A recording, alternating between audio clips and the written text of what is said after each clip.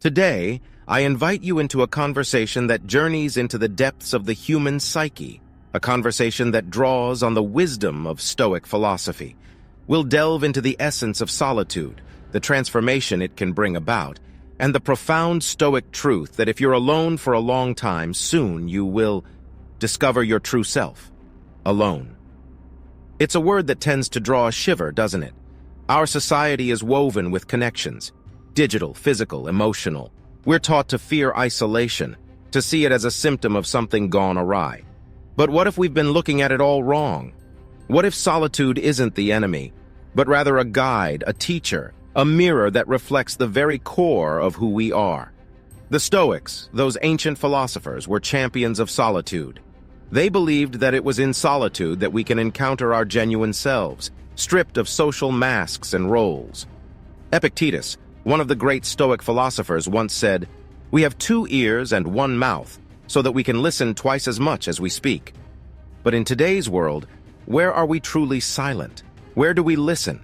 In solitude, we find that place. Imagine yourself in a room alone. Picture the walls, the ceiling, the floor. Feel the weight of the silence around you, the noise of the world, the cacophony of voices, opinions, judgments, all fall away. There is no audience here. There is no one to impress, no roles to fulfill, no expectations to meet. There is no pressure to conform, no need to fit in, no fear of rejection. There is just you in your most elemental, authentic form.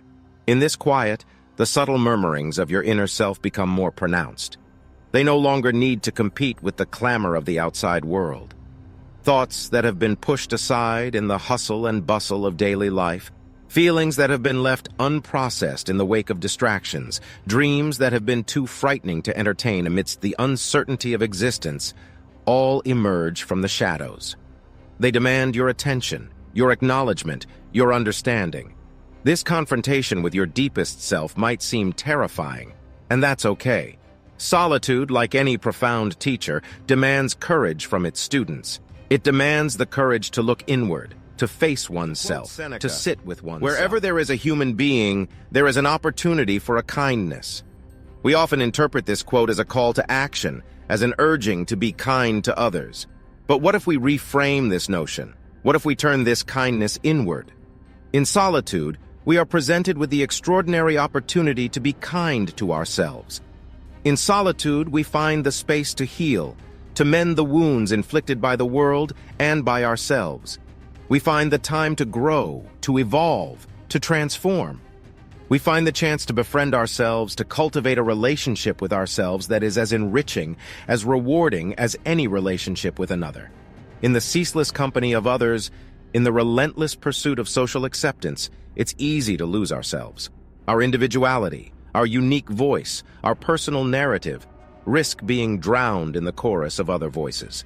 We risk becoming echoes of others, our thoughts and opinions being molded by the loudest, most influential voices around us.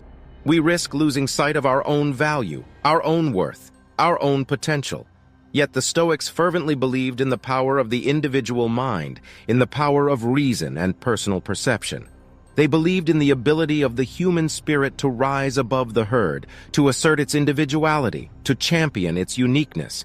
They believed that each person was capable of introspection, of self-understanding, of self-improvement. Solitude provides the space to reclaim this power, to assert our individuality, to tune in to our unique voice. In solitude, we have the opportunity to engage in a dialogue with ourselves, a dialogue that is honest, profound, transformative. We have the opportunity to examine our beliefs, to question our assumptions, to challenge our biases. We have the opportunity to shape our own narrative, to write our own story, to sing our own song. In the silence of solitude, we find the noise of our own thoughts, our own feelings, our own dreams. We find the symphony of our own existence. And in this symphony, we find the melody of our individuality, the rhythm of our resilience, the harmony of our humanity. Solitude is not just an absence of noise, it's a presence of self. It's a journey into the heart of who we are.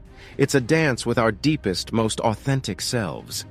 And it's a dance that we are all capable of, a dance that is waiting for us in the silence. Do you cower from it, retreat in fear, seek the shelter of incessant noise, of relentless distractions? Or do you extend your hand in welcome, inviting it in, attentive to its whispers, eager to learn the lessons it carries? When you find yourself alone, do you perceive it as a sentence of exile, or do you see it as the inception of a pilgrimage towards the most intimate parts of your being? Solitude, contrary to what many believe, is not about severing ties with the world. It's not a barrier, not a wall, but a bridge that extends from the hustle and bustle of external reality to the tranquil realms of your inner world. It's about unearthing comfort in your own company, about nurturing a relationship with the person you are always with, yourself. Embarking on this journey into solitude is akin to setting sail into the vast expanse of the self. It's a journey towards self-discovery, self-improvement, and self-compassion. It's an odyssey that unravels the labyrinth of your consciousness, allowing you to comprehend the enigma that is you. This journey, however, is not without its trials. It is not a path strewn with petals, but one that often meanders through rocky terrains. Yet the Stoics did not advocate for a life sheltered from discomfort.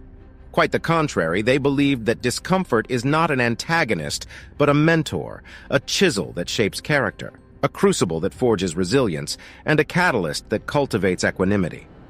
Consider the words of the Stoic philosopher and Roman emperor Marcus Aurelius. The impediment to action advances action. What stands in the way becomes the way. In the face of solitude, your apprehension, your unease, becomes the stepping stone to surmounting it. Each instance of solitude, each moment of introspection is a stride on this path, a stride towards comprehending yourself better, a stride towards becoming a more complete, a more balanced human being. Yet, it is essential to draw a line between solitude and loneliness. Loneliness is a state of desire, of yearning for companionship, for connection. It is an ache for something absent. Solitude, however, is a state of being, of finding tranquility within oneself, of uncovering satisfaction within your own existence. It's about reorienting your gaze from the perceived scarcity outside to the abundance within, from the cacophony of the world to the sense of a life steeped in virtue. They valued wisdom, courage, justice, and temperance. They were of the belief that these virtues were not distant ideals, not unattainable standards, but attainable goals within reach of each individual. They were virtues that could be nurtured and fostered through personal choice and effort. Solitude affords you the time and space to cultivate these virtues, to weave them into the fabric of your everyday existence. In the hallowed halls of solitude, you become privy to the recesses of your psyche.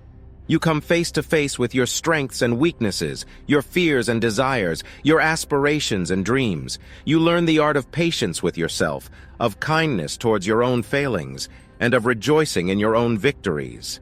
You learn to champion your own cause, to counsel your own heart, and to befriend your own soul.